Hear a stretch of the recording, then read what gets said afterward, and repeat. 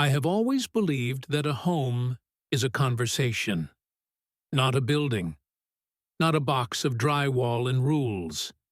A conversation. You speak to it with your hands, and it answers back in seasons. The floorboards crack quietly in winter to tell you they remember being trees. The hinges call for oil in spring, as if asking to be forgiven. Light wanders in differently every month, like a mood that cannot keep still. I learned to listen to those small languages because the apartment on Marlow Street gave me something I did not expect when I first bought it. It gave me a place to become a man who keeps his word.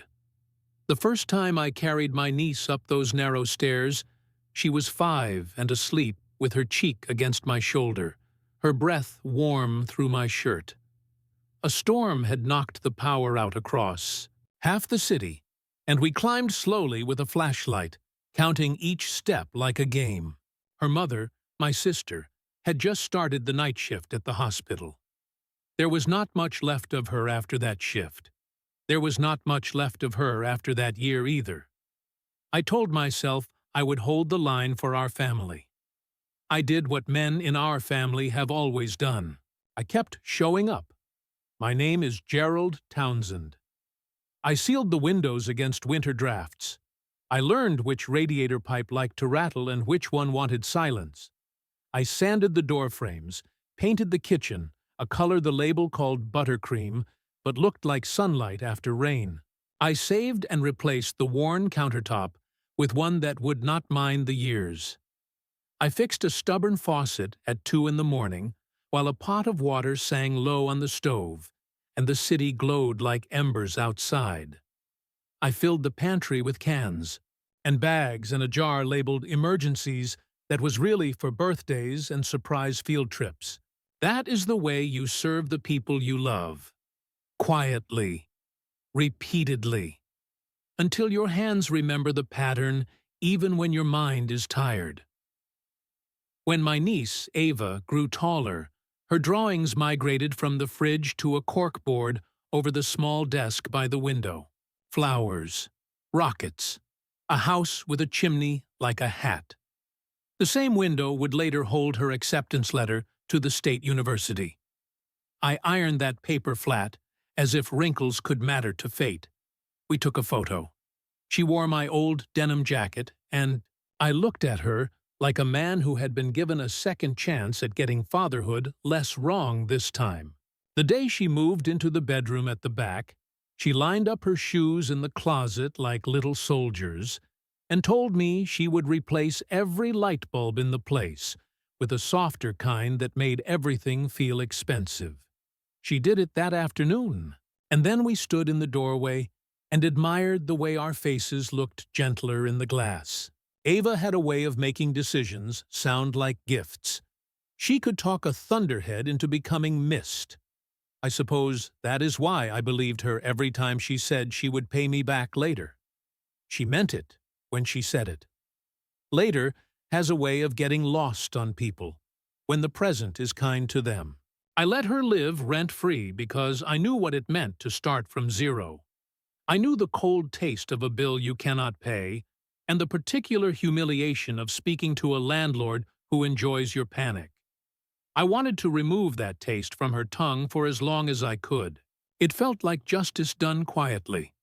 It felt like saying to my sister across the silence that I had kept my promise. I never called it charity. I called it family.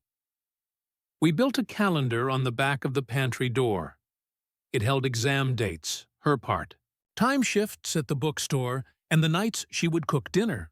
She tried recipes with names that sounded like songs: harissa, carbonara, pozole.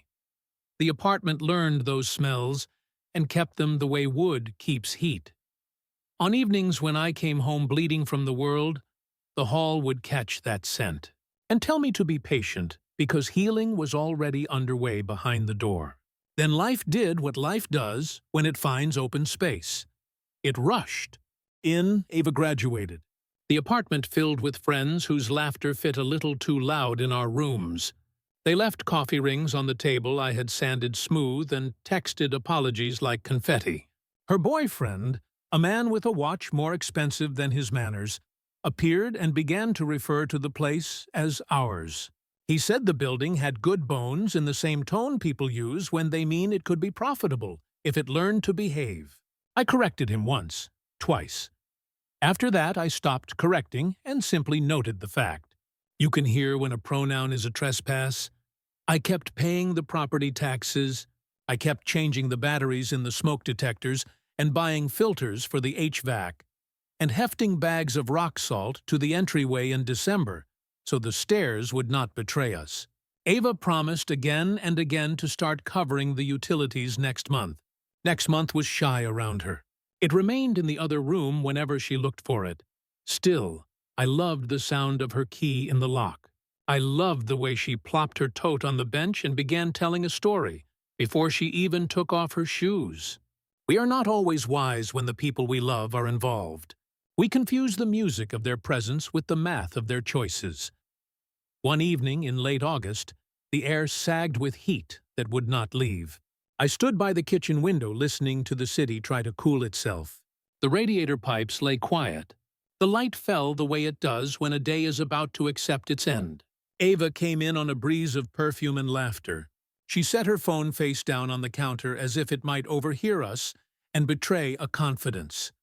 "Uncle Gerald," she said, combining affection and strategy the way a politician does with a handshake. "I have been thinking about my next chapter." I smiled. "All right. Does your next chapter involve eating the last of the peaches I was saving for dessert? Or are we safe?" She grinned and took a peach anyway, bit into it with theatrical joy, then leaned against the counter. "I need independence," she said. The words had a rehearsed shine to them. "I am trying to grow up. It is time I take control. The apartment is part of that. Part of it," I repeated, as if translating. The peach juice ran down her wrist and she watched it, then licked it absently. "What do you have in mind?" "I want to make some changes," she said. "Renovate a bit. My friend Mia knows a designer, and I cannot do any of that with someone else here. I need space to be me. I think it would be healthy for both of us." I looked at the little burn mark on the counter where a pot had been careless years ago. I looked at the dent in the door frame where a scooter had introduced itself to wood. I looked at the calendar on the pantry, with its old birthdays and new deadlines. I listened for the apartment to weigh in, but it had decided to be neutral. Wood does not take sides. It simply remembers. "How much space do you need?" I asked. "That you do not already have?"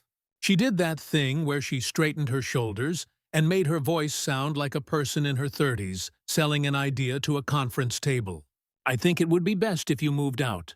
You deserve a place that is quieter, and I deserve to manage my own home." "Your own home," I did not say, though the words rose like heat. I rinsed a plate that did not need rinsing. I set it in the drying rack. I nodded because that is what I do when I need time to sort what part of my pride is justified and what part is vanity with good posture. "When would you like this independence to begin?" I asked softly. "The sooner the better," she said, and I noticed how relief chased across her face like a small, excited dog. "I have already talked to a few people. There is a subletter who could help with costs while I renovate. We can make this really work." I heard it. I also heard the absence around it. She had planned this conversation.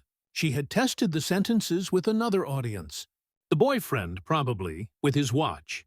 Maybe the friends with their gentle laughter. Not me, the man who had fixed 6 things that week so she would not have to know they were broken. "How long have you been thinking about this?" I asked. "A while," she said. Her eyes flicked to the phone. There is a way eyes tell you where the truth is sitting. "Do you remember when you said you wanted to take over paying the utilities?" I said. It was May. I wrote it in the corner of the calendar. I put a star by it so I would notice. A small star, nothing loud. I kept waiting to see your handwriting beside mine. Her face tightened, then softened, then rearranged itself into patience. "Uncle Gerald, this is not about money. It is about my growth. Money is a way growth keeps score. I said, still gentle. She sighed. I knew you would make it about obligations. You always do. This is why I need independence. I cannot become who I need to be under a microscope. I looked at her and saw a child balancing in my boots near the front door. I saw a teenager trying to tie her hair into a knot and asking if grief ever stops feeling like metal on the tongue. I saw a woman who did not know the price of the room she was standing in because she had never been handed the bill for it. Okay, I said finally. I turned off the tap that was not running. If independence is what you need, I will help you find it. She smiled like a person discovering a path through a forest and believing she had carved it with her will alone. Thank you, she said. This is going to be so good for both of us. I nodded. When do you want me out? I asked, and she flinched at the bluntness that had finally arrived. There is a place on Pine, she said carefully. A studio. I sent you the listing. It is small, but you like small. I can help with moving costs if that makes it easier. And this Sunday would be ideal. Sunday. 4 days. I sipped water that tasted like the end of a conversation. I could have told her then that the deed had stayed with me the way a name stays on a birth certificate, that taxes pay no attention to speeches about growth, that independence is simple to pronounce and expensive to keep. I did not tell her. There are lessons that do not fit inside a sentence. They require a season. I will be gone by Sunday, I said. The apartment had a way of amplifying the quiet after big words. The refrigerator hummed like a throat clearing in another room. A bus sighed outside as it labored down the hill. I opened a drawer to find the stack of change of address labels I keep for emergencies that are not supposed to be emergencies. Uncle Gerald, she said, softer now. I hope you are not upset. I turned the label over in my fingers. The adhesive caught light. No, I said. I am just adjusting to the world as it is. She crossed the kitchen and hugged me. Her perfume smelled like a field pretending not to be artificial. You have always been a rock, she said against my shoulder. I knew you would understand. Understanding is not the same as endorsing. Endorsing is not the same as approving. Approving is not the same as blessing. I did not offer any of the three. I stood there thinking of my sister and of the way death erases a person's ability to intervene but does not erase their wishes. I thought of all the envelopes I had opened at this counter and all the little triumphs we had left in its wood. I allowed myself one small indulgence, the private ceremony of looking at a life directly. That night I boxed my books and labeled the spines of my days. I wrapped the coffee mugs in old T-shirts and caught a few at the lip to breathe their familiar smell. I folded the winter blanket that still held the outline of my tiredness. I made an inventory of mercies. I made an inventory of things I had carried too long. Ava did not help pack. She was out late, planning her new independence with people who pronounce the word as if it comes with confetti. I did not blame her. You cannot ask a person to grieve a thing they do not believe is leaving. On Saturday morning, the stairs complained beneath the weight of boxes. I apologized to them as I went down. The moving truck blinked its emergency lights like a patient animal. Neighbors offered nods, a loaf of banana bread, a joke about how I would not miss the street sweeper's 6 a.m. serenade. The super shook my hand and lowered his eyes in a way that said he had heard some version of this story before. Inside, the apartment looked surprised. Rooms always look larger when your life has been placed in cardboard. The echoes return like relatives who only come for weddings and funerals. Ava arrived with coffee and the boyfriend with the watch. He called me big man and slapped my shoulder as if a brotherhood existed there. I smiled because sometimes politeness is a shield that buys you silence long enough to finish what must be finished. When the last box was in the truck, I walked through each room the way a person does when they want to make sure the past has not left its keys in a drawer. The bedroom where Ava had cried into my shirts the night she thought she had failed herself. The bathroom where I had taught her to fix a running toilet so she could feel the power of solving a problem with her hands. The tiny balcony where we had eaten New Year's grapes and counted the seconds like they were coins. At the door, Ava lifted her phone. "One picture," she said. "The day I took responsibility for my life." She leaned into me, held up the camera, and smiled with all her teeth. I looked at the lens and saw my reflection resting in the glass like an older version of patience. After she took the photo, she kissed my cheek. "I love you," she said quickly, already turning to talk about paint colors. "I will text you later." The sun caught in the hallway dust and spun it into a slow dance. I pressed the key into her palm. The old metal was warm from my hand. She closed her fingers around it like a prize. I walked down the stairs carrying nothing. The truck door closed with the soft finality of a chapter finding its last line. I moved into the studio on Pine that afternoon. The radiator there spoke an entirely different dialect. The window looked onto a brick wall that offered no opinions. I put my kettle on a single burner that took its time making decisions. When night came, I lay on a mattress that smelled like the plastic it had just escaped and listened to the city think. I let the hurt move through me without putting it in a cage. I am old enough to know that naming pain too quickly turns it into a pet. The texts came. "Thank you for being mature about this. Thank you for understanding. Thank you for supporting my independence." Each message used the word "my" more than the last. I answered with a thumbs up once, then put the phone away so it could be alone with its certainty. On Sunday evening, a photo appeared on my screen. Ava with her friends in the living room. The caption said, "First night of my new chapter." The boyfriend with the watch had his feet on the coffee table I had sanded twice. A planter sat where my toolbox had slept. A candle I had bought on a trip to the coast burned low, trying to smell like memory. Independence. I tasted the word as I washed my one plate. It did not taste like betrayal yet. Not exactly. It tasted like a fruit harvested a week early, close enough to sweetness to be mistaken for it by anyone in a hurry. A week later, Ava called. Her voice was bright. She had chosen a designer who liked open shelving and opinions. She needed my assurance that the Buildings Association would not be an issue. She spoke about bringing down a wall like it had insulted her. When I reminded her that there are permits and laws and consequences, she laughed and said, "Do not be such a dad." I almost told her that I had the paperwork and the deed in a folder labeled "Keep Forever." I did not. There is a difference between warning and teaching. I let the difference stand.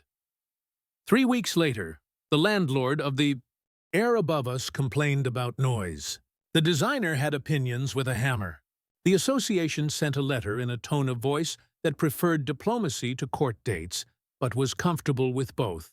Ava texted me a photo of the letter. "Can you handle this?" she wrote, like we were partners in an old habit. I looked at the lines of black ink that believed themselves important and felt the lid on my patience ease. Then, on an ordinary afternoon, she walked into the kitchen with her shoulders high and her sentence ready, and the conversation that had been circling us finally landed. "You need to move out," she said. "I need independence." The studio on Pine had a way of making every sound feel like it belonged to someone else. The radiator clicked, as if trying to remember a language I did not speak. Pipes sighed in the walls. The refrigerator hummed a single tired note and held it too long. At night, headlights slid across the ceiling and left without saying where they were going. Silence pooled in the corners. I kept wanting to ask it if it needed anything. I unpacked in the careful order you use when you are pretending there is no emergency. Plates, the kettle, 2 mugs. The one with a tiny chip she used to tease, and the heavy diner mug I bought the day my sister died, because I needed to hold on to something that would not break. On the second night, I reached for the cabinet above the stove the way I had for 20 years and touched bare wall. Muscle memory is a creature that hates new cages. Sleep did not come so much as it forgot me. I could feel my bones try to rest and fail. I watched the hours put on and take off the same gray sweater.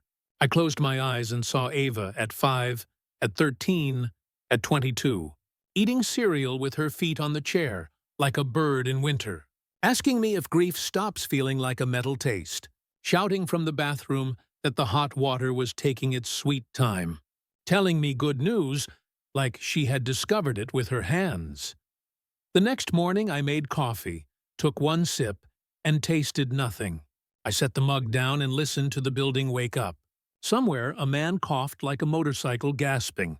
A woman on the phone laughed too brightly for that hour. A child practiced a song with 3 notes and a lot of hope. The song rose and fell through the radiator and sat beside me like a small animal willing to keep me company. I tried to be a responsible man inside a pain that wanted me to be only a hurt one. I went to work. I fixed what people broke. I answered questions as if words were still currency. I nodded at the right times. When coworkers asked if I had moved, I said yes. When they said congratulations, I said thank you. The truth had no hooks for small talk. It wanted a room and an hour and good lighting. On Wednesday, I walked past Marlowe Street without meaning to. Habit is a map you can follow in your sleep.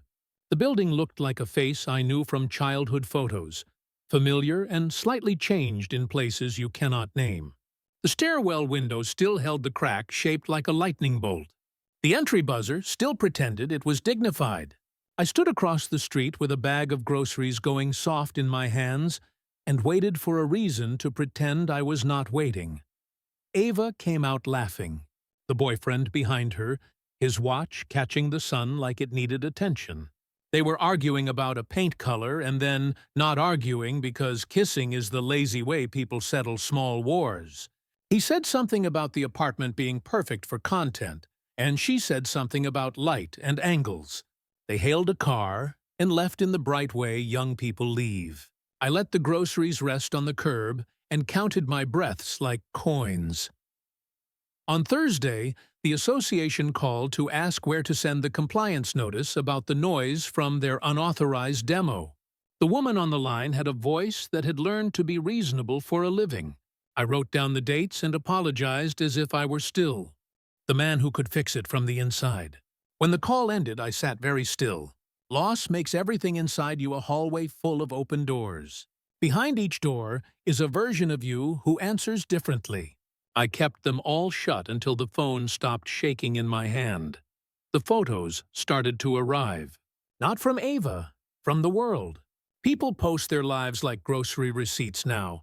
Friends tagged her in taken care of smiles. The boyfriend posted a story panning across the living room like a realtor and wrote, "Our place finally has room to breathe." His shoes were on the coffee table I had sanded twice. One of Ava's friends had captured a boomerang of champagne popping over the kitchen sink. Someone shouted independence, and the cork hit the ceiling and left a mark where the plaster had been patient for years.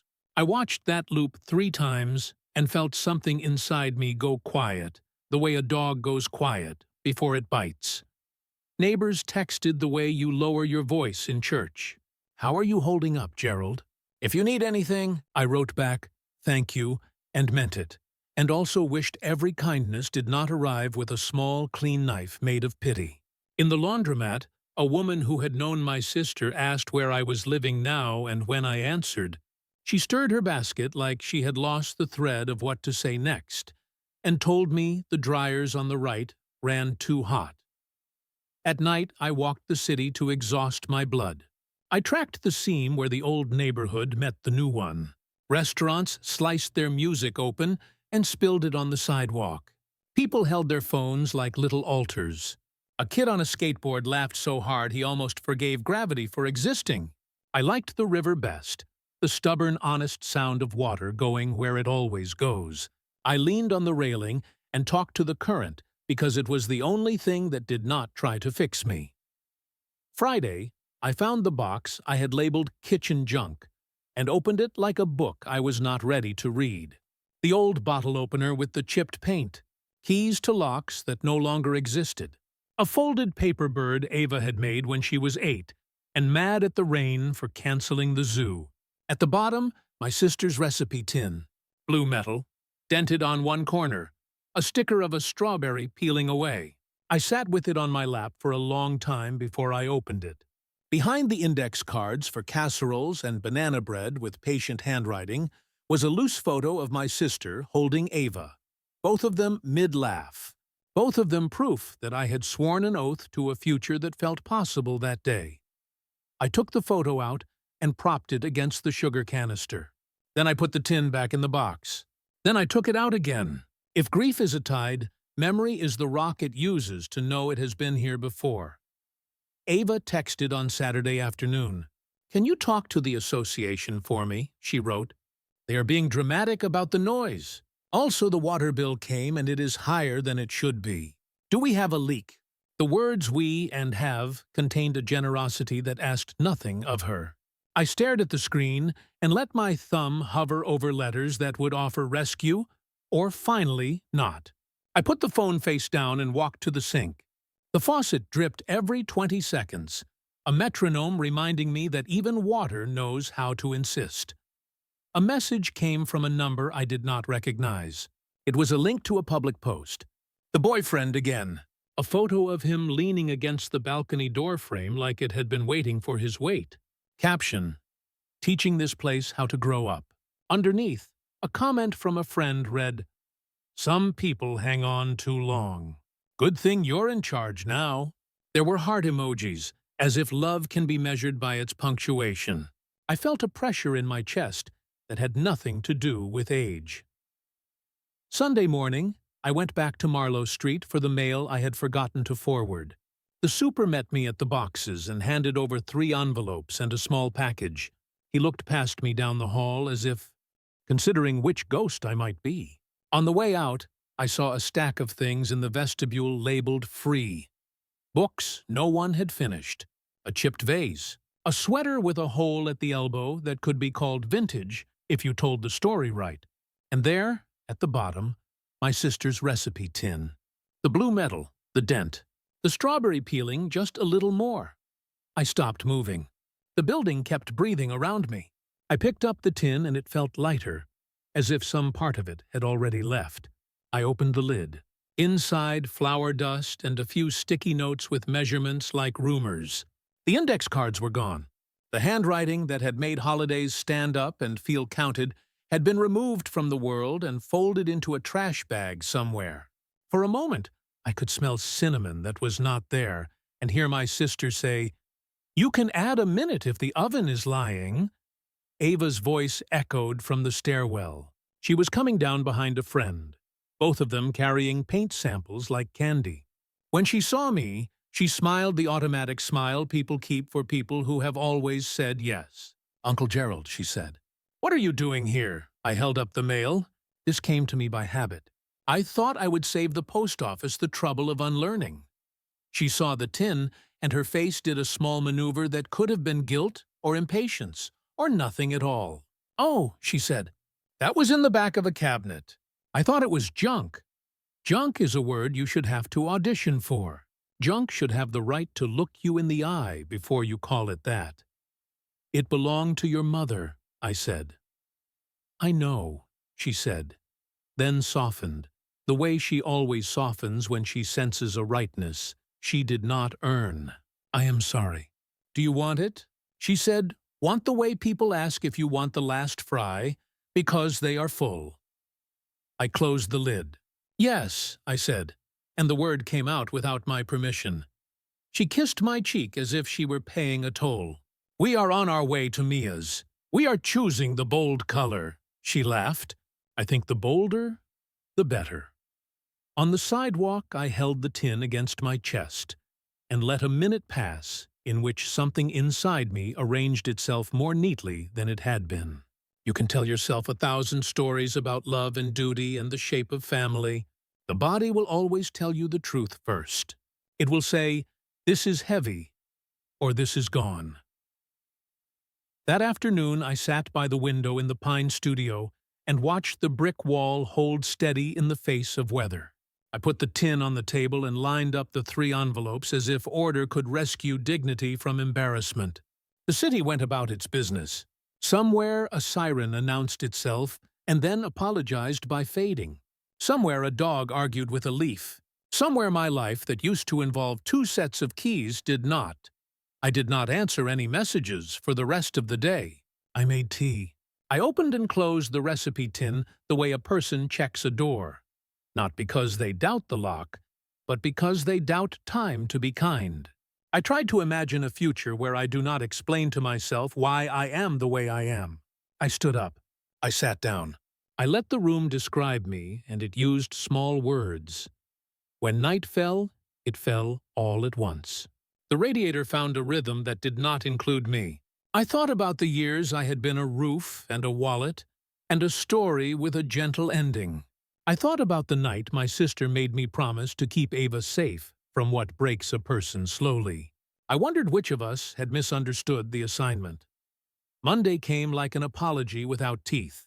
I shaved. I made something that wanted to be breakfast. I put on a clean shirt and felt like a man inside a costume of himself. Work did what work does when the heart is busy. It lifted heavy things and made them lighter. It answered emails. It stacked a day into something that would not fall over. I came home and felt the door close behind me and waited for a feeling that did not arrive.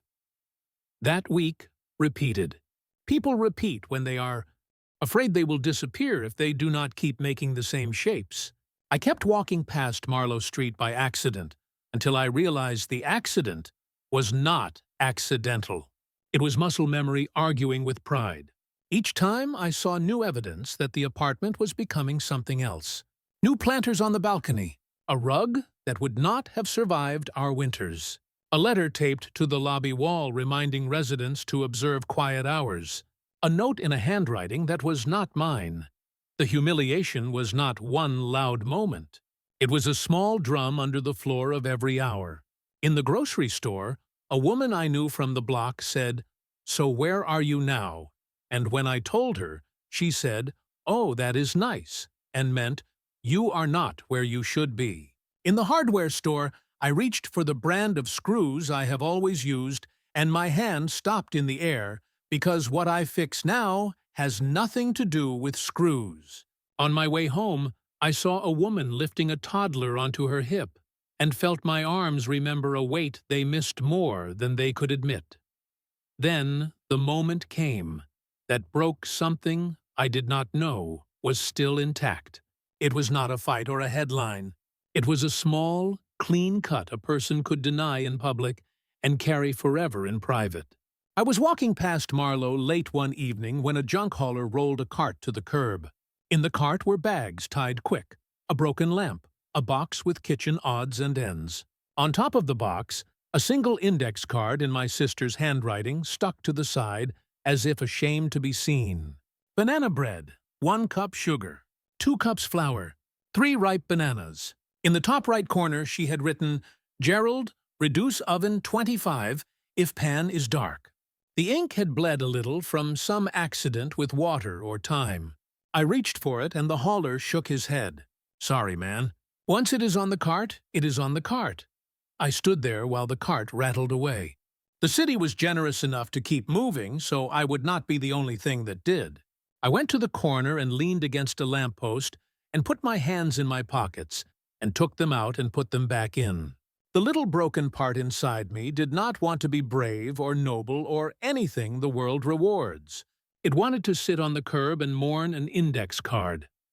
I walked home slowly, on purpose, like a man learning to balance again after an illness. In the studio, I set the blue tin on the table and touched the dent and the old strawberry sticker, and then pulled my hand back like you do when you remember a stove. I sat. I whispered, "I am tired," to no one in particular. For a long time I did not move.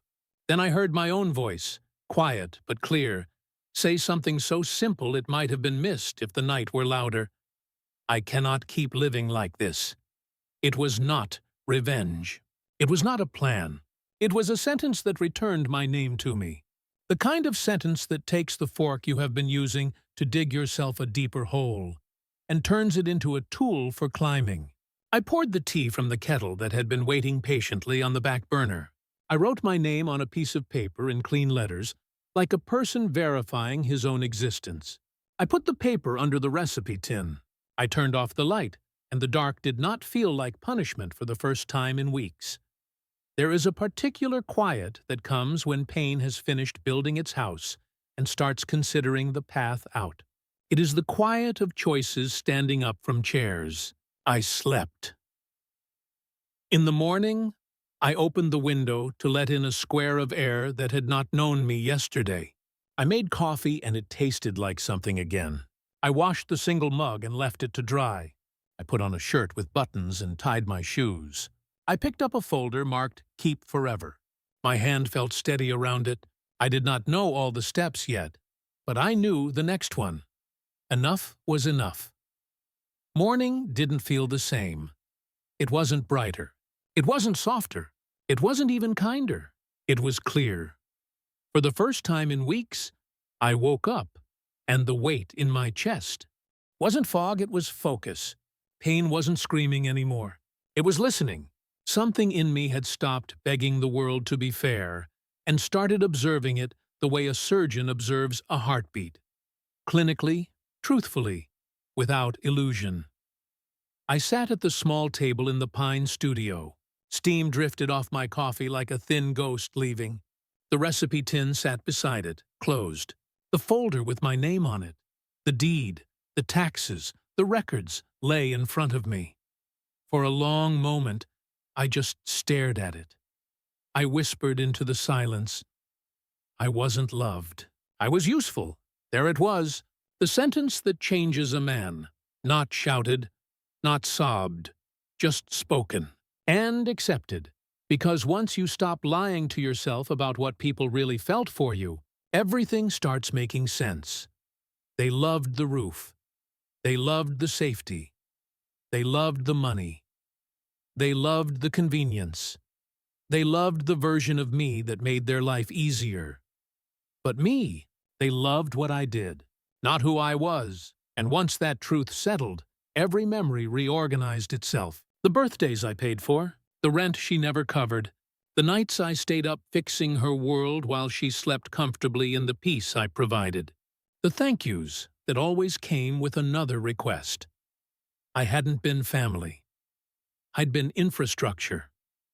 I sipped my coffee and felt something inside me quietly harden, not in cruelty, but in clarity. There is a moment when a man stops drowning and decides to stand up. That morning, I stood up. I didn't text her. For years. If Ava needed anything, a form filled, a bill explained. A wobbly shelf fixed, I answered before the second ring. If she called at midnight crying, I was already in my car. If something went wrong, I carried the consequences, like they weighed nothing, but not today. Today the phone buzzed on the counter, and I watched it buzz itself. Tired. Ava, did you get my text from yesterday? Ava, I need you to call the association for me. They won't listen, Ava. Uncle Gerald? I let the messages stack like unpaid debts. Silence has a sound. It's not empty, it's uncomfortable. It forces people to hear their own cruelty echo back at them. By noon, she tried calling. I let it ring. The ringtone sounded unfamiliar, like it belonged to someone who no longer lived here. By afternoon, I turned the phone off completely. A strange peace settled around me, not warm, but structured, like standing in a room where everything was finally in its rightful place. The next day, I looked around the studio as if seeing it for the first time. It was small, a little worn. The radiator clanked. The view was a brick wall that refused to be anything else. But it was mine. Not borrowed, not shared, not weaponized. Mine. And as ridiculous as it sounds, I felt safer here than I had felt in months, because safety isn't nice pillows and designer rugs. Safety is being somewhere no one can take away from you. I made the bed. I shaved. I tucked my shirt in, not because anyone would see me, because dignity begins when no one is watching. Midweek, I passed by a mirror in the hallway and froze. I looked, stronger, not younger, not happier, stronger. Like someone whose spine had remembered it was built to hold weight and also built to stand tall. For the first time in a very long time, I saw a man who deserved respect, even if no one had been giving it to him. And in that moment, the greatest shift of all happened. I stopped seeing myself as the victim of what she did, and started seeing her as the fool for not recognizing who I was. That was liberation. A few days later, I sat at the table with the folder in front of me, the one I had labeled "Keep Forever" years ago.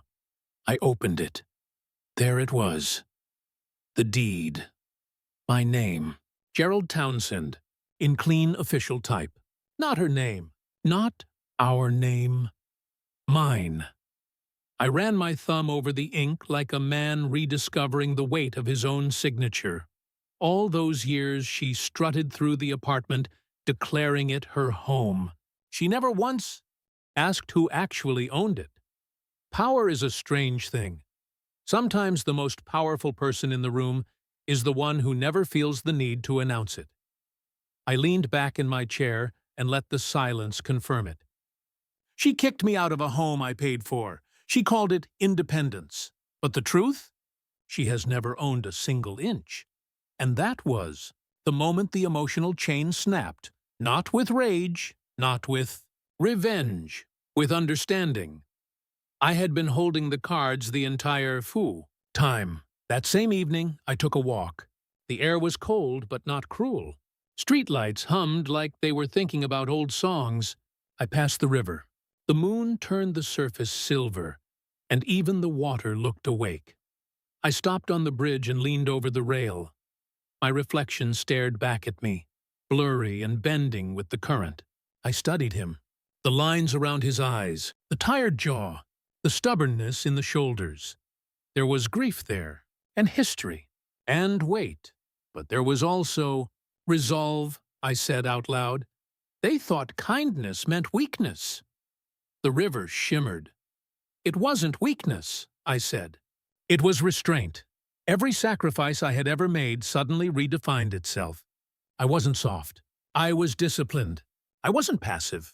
I was loyal, and they mistook loyalty for permission.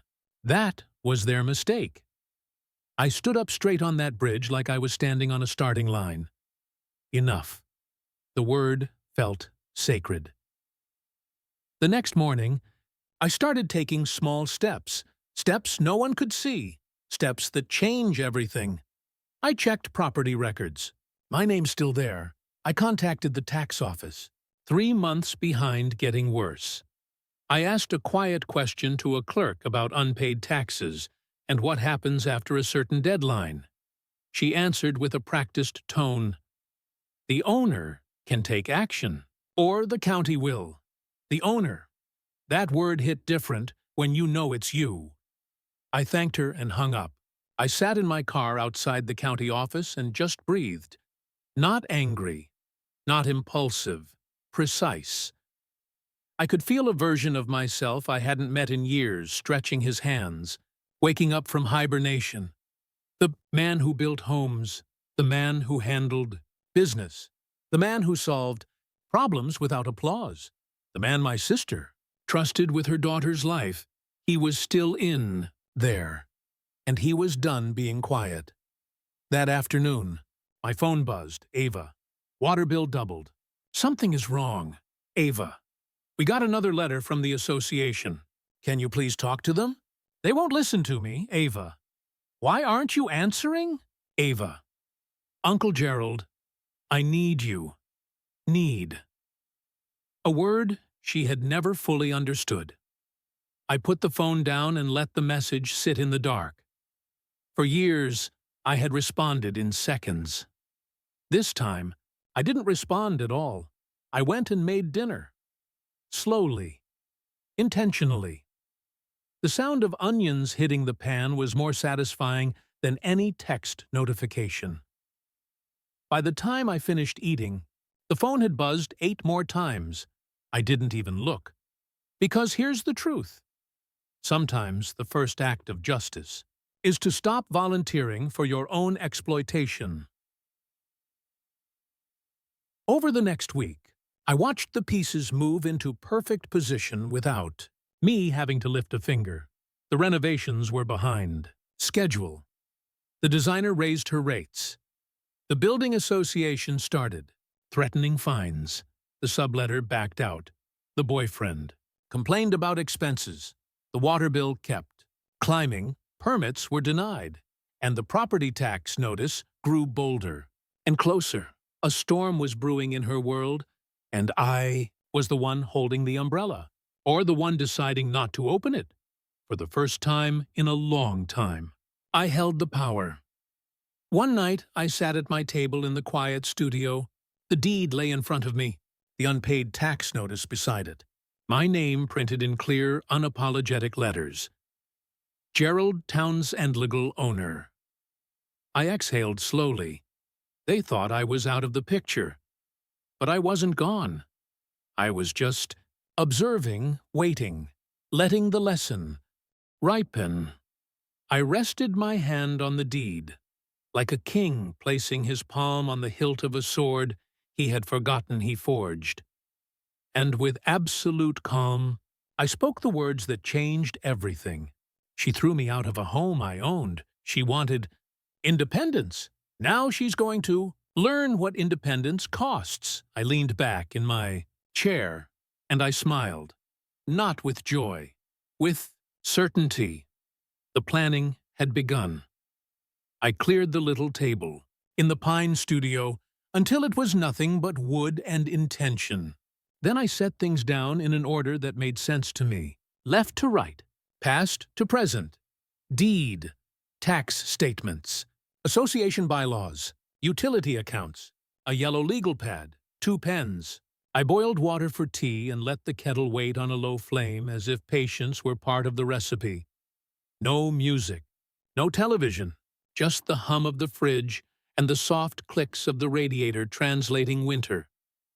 I began with the deed, my name where it had always been, the chain of title that started in a year I could smell if I tried hard enough. Paint, fresh boxes, hope. I read every line slowly until the paper stopped being a symbol and became a tool again. Taxes next. 3 months behind. A schedule of penalties that climbed like a staircase you do not want to take at night. Dates circled by a county clerk who had circled dates 1,000 times before. I wrote those dates on the legal pad in block letters. Deadlines have a way of waking up courage. I called the treasurer's office. A woman answered with the calm of someone who had seen every version of panic a person can bring to a phone line. "This is Gerald Townsend," I said. "I am the owner of record of 214 Marlowe. I have some questions about my delinquent property taxes." "Let me pull it up," she said, and I listened to keys move like thoughtful rain. "All right. You are 3 months in arrears. You have a grace period before the next enforcement step. If they remain unpaid, the county proceeds. But you can bring it current at any time." "At closing as well," I said. "If I sell?" "Yes," she said. "Taxes are satisfied at closing through escrow." "Thank you," I said. "One more question. What notices have been mailed and to which address?" She gave me the list. "All to Marlowe, because that is what the system understands." I wrote it down and pictured envelopes arriving like slow messengers, their contents important in a language Ava had chosen not to learn. When I hung up, I did not feel rage. I felt alignment, like gears finally meeting correctly after weeks of grinding without purpose. I turned to the association bylaws, noise rules, renovation approvals, prior consent requirements, fines that grow stubborn when ignored. I highlighted the sections that mattered and set the highlighter down with care. I am not a man who loves rules for their own sake. I respect what keeps people from stepping on each other's fingers on a narrow ledge. The attorney came next. I chose one the way you choose a doctor. Not for charm, for steadiness. Dana Morales, a real estate lawyer with a reputation for not saying more words than a situation requires. Her office smelled like lemon cleaner and pages and a small plant that believed in itself. She shook my hand and sat with her back straight. I set the deed on her desk and the stack of notices and explained without drama. She listened without surprise. Your niece is living there without a lease, she said. That makes her a licensee. In this state, if you withdraw permission, she becomes a holdover without rights. You still need to serve a proper notice to quit. Do not touch the locks. Do not interrupt utilities. Do it clean. How long? I asked. 30 days on a licensee, she said. Assuming no rent history you would need to honor as a tenancy. If she contests, a court will set a hearing date. Still clean. The court wants a clear record. I will draft you the notice. Serve it by a process server. Do not text her a threat. Do not argue. Let paper do the talking. And? Selling, I said. I can list while notice runs. Of course, she said. Any buyer will want vacant possession by closing or will price the risk. We can make the sale contingent on possession, but I recommend you also send a letter to the association reminding them you are the owner of record and all approvals must be in your name. You are not responsible for unauthorized work.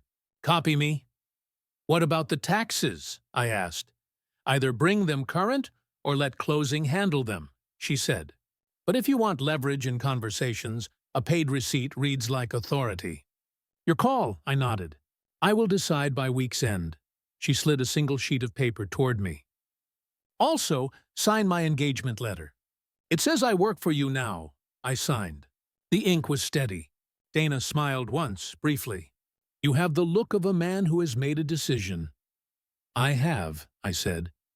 To be done being useful in ways that erase me. Good, she said, standing. Make a copy of your deed for your niece. She will ask to see it as if seeing it changes what it says. Back in the studio, I organized the new documents in a folder labeled Marlowe. I am a man who believes labels matter because future you deserves help from past you. I logged into the utility accounts and turned off the auto payments I had set up long ago in a mood called love. I left the accounts active. Dana's voice in my head. Do not interrupt service. Do not get clever. Clean. That evening, my phone began its ritual, Ava. Uncle Gerald, the water bill is outrageous. They will not speak to me because my name is not on the account, and that is ridiculous. Can you call? Please.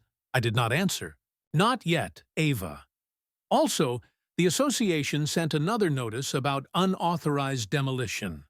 I told them the designer is a professional. This is harassment. They are asking for you. Can you write them an email? I poured tea and let it cool without concern. The boyfriend called next. I let it go to voicemail. His voice tried to sound reasonable and came out like someone auditioning for decent. Hey, Gerald, man to man, these letters are creating problems with the project. We need you to step up and take responsibility. This is still your place, right? I put the phone face down and watched steam climb from the tea and vanish. Responsibility is a word that will let anyone live inside it if you do not set boundaries at the door. In the morning, I sent 2 emails. One to the association, one to Dana copying the association. Both brief, both correct. This confirms that I am the owner of record of 213 214 Marlowe. All requests for approvals should be directed to me. No demolition or structural alterations are authorized. Please send any fines or notices to my mailing address on file. I hit send and felt the first clean click of consequences engaging. By mid-afternoon, Ava called again. I answered this time. Uncle Gerald, she said, relief flooding her tone like a mistake. Thank God.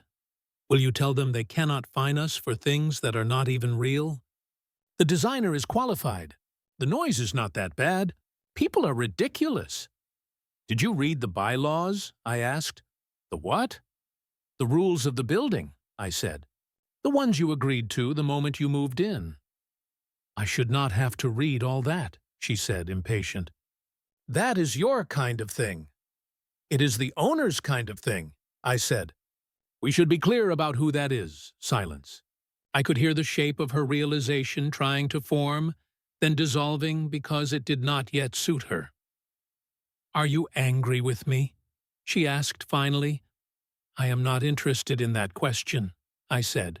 I am interested in whether you have read the deed. The deed, she repeated, as if I had asked if she had read the Magna Carta. No. Why would I? So you would know whose name is written on the thing you keep calling yours, I said. I will send you a copy. That is passive-aggressive, she snapped. Then softer, but only because softer gets better results. I thought you loved me. I do, I said. I love you enough to stop participating in your illusions. She made a sound like a door handle turning without opening anything. You are being cruel. No, I said. I am being clear. I hung up before the old instinct to explain could defeat the new habit of boundaries. I emailed the deed with no comment. Then I printed the notice Dana had drafted. 30 days. The language was spare and absolute. Permission withdrawn. Remove yourself and belongings. Questions to counsel. I hired a process server who had the unhurried demeanor of a man who has been insulted by every kind of doorbell. He called me after and said, "Served. She tried to tell me you could not do that. That is not how law works. Have a good day." That night I slept hard. Not because I was content, because I was aligned. The next day brought a small test. The designer left me a voicemail. Polite. Professional. Urgent. He wanted to confirm approvals and promised the result would increase property value. Values are a religion for some people. I called him back and said there would be no work without written consent from me. His tone shifted a few degrees colder, and he said he would take it under advisement. I smiled at the way people use words as a coat for naked frustration. A neighbor texted to say Ava had cried in the hallway and that I should perhaps talk to her. I thanked the neighbor and did not change my plan. Another neighbor called to say the boyfriend had held a loud conversation on the balcony about suing the association and me if necessary. I thanked that neighbor too and did not move my pen from where it rested on the legal pad. Midweek, I met a realtor named Paul who used the word comp like a musician uses chord. He walked through the apartment with me and the super. Ava was out. The rooms felt like a place that had tried to become a showroom and given up halfway. Owner occupied or vacant at closing? Paul asked. Vacant, I said. We will price for that and protect you, he said. You will need to resolve taxes and any fines. We will handle through escrow. I am aware, I said. He sent a proposed listing agreement that evening. His suggested list price was fair, strong but not ridiculous. He included a note. We will market quietly at first. Discretion serves us until possession is certain. I forwarded the draft to Dana. She approved. The terms with 2 small edits and a sentence that made the buyer acknowledge they had received a copy of the notice to quit. Paper talking to paper. Clean. Ava called that night at 11. I let it ring. She called again at 11:05. I answered. I do not understand how you can be doing this to me, she said, voice tight. You are ruining my life. No, I said. I am ending an arrangement that ruined our relationship. You promised Mom you would take care of me, she said. I promised I would keep you safe, I said. From what breaks a person slowly?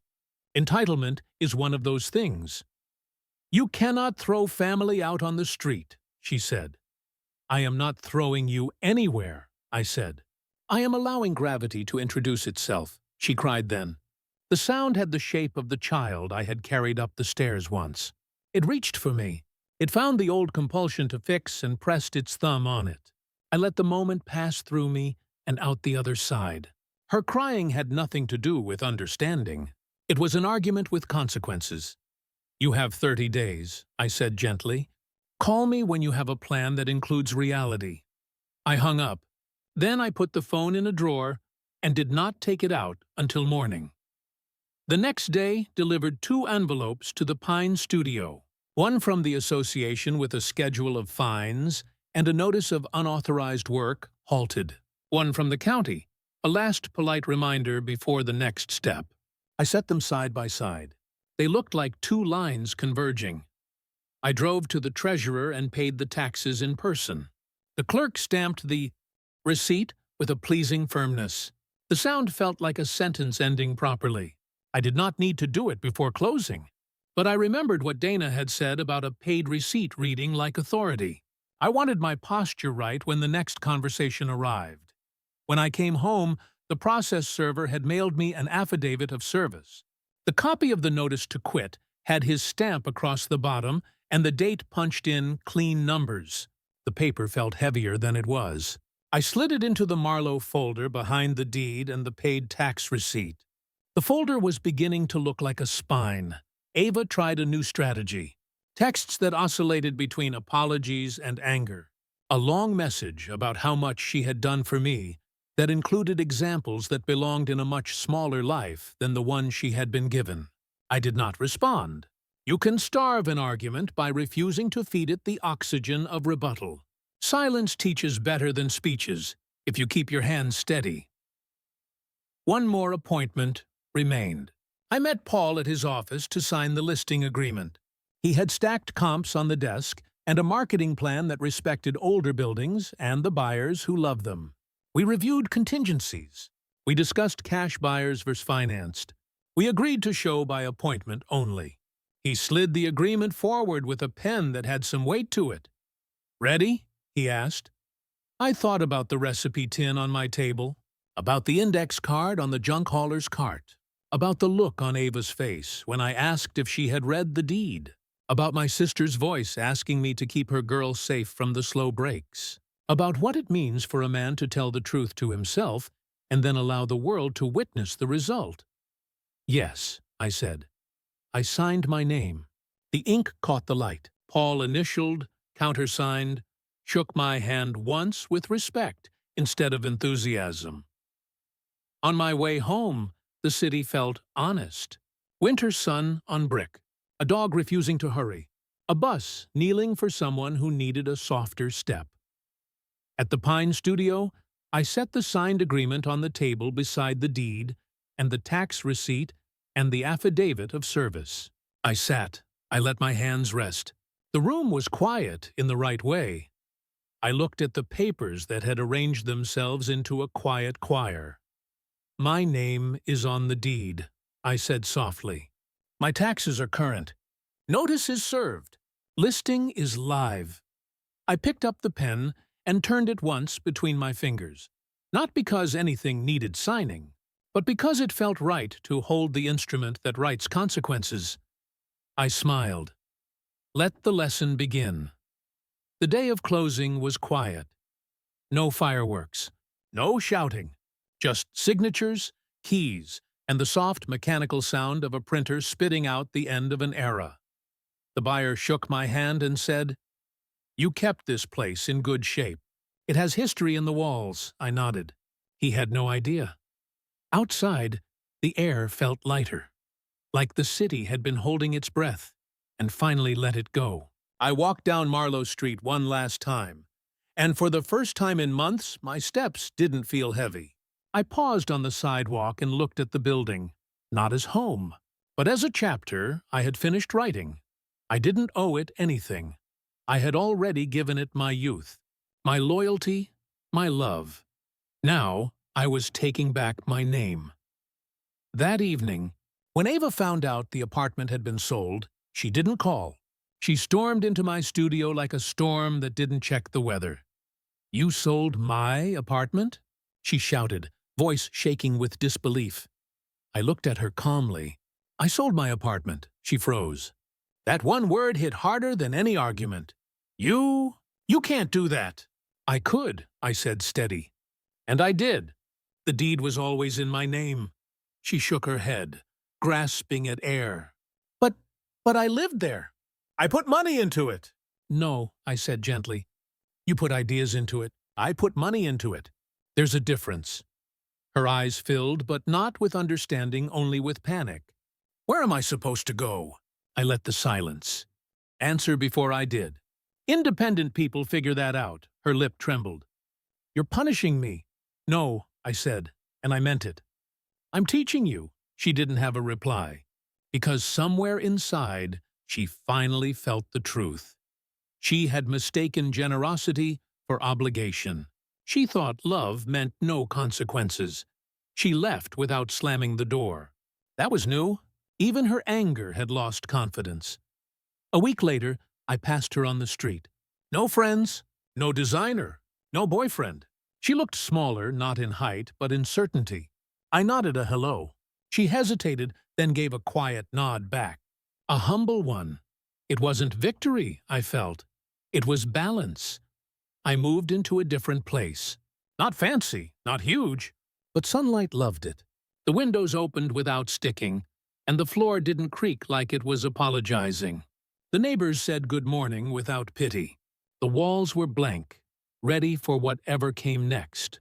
For the first time in years, the space around me felt like mine in every direction.